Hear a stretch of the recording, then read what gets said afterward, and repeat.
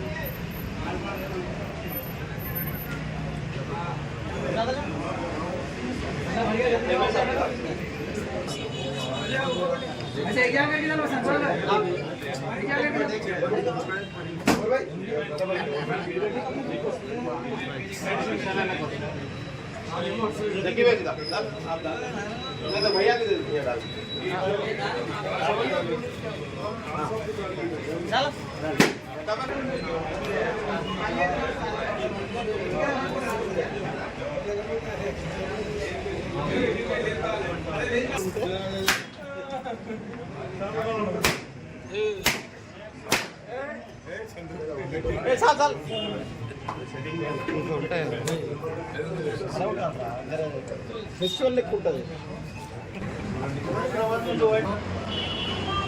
అంబేద్కర్ చౌరస్తాలో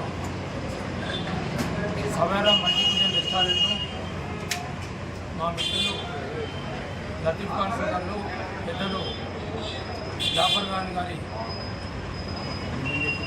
ఆధ్వర్యంలో multi cuisine రెస్టారెంట్ను ప్రారంభించడం జరిగింది. ఈ మల్టీ క్యూజిన్ రెస్టారెంట్ ద్వారా యువతకే కానీ, అలాగే ప్రతినిత్యం వచ్చేటువంటి ప్రజానీకానికి కానీ వారి భోజన వసతులు ఏర్పాటు చేయడానికి ఎంతో దోహదపడుతుంది. ముఖ్యంగా ఈనాటి యువత స్వయం శక్తితో వివిధ రకాలైన వ్యాపార కార్యక్రమాలు చేస్తూ ఇంకో 10 మందికి జీవనోపాధి కల్పించడమే ఈ యొక్క ముఖ్య ఉద్దేశం. ఈ సందర్భంగా లతీఫ్ ఖాన్ గారికి, వాళ్ళ మిత్ర బృందానికి ఒక స్వచ్ఛమైన, నాణ్యమైన ఫుడ్ను ప్రజలకు అందించి ఒక మంచి పేరు తెచ్చుకోవాలని ఆకాంక్షిస్తూ ప్రజానీకానికి సౌకర్యం కలిగే విధంగా ఈ యొక్క మల్టీ క్యూజిన్ పనిచేయాలని, అలాగే వారు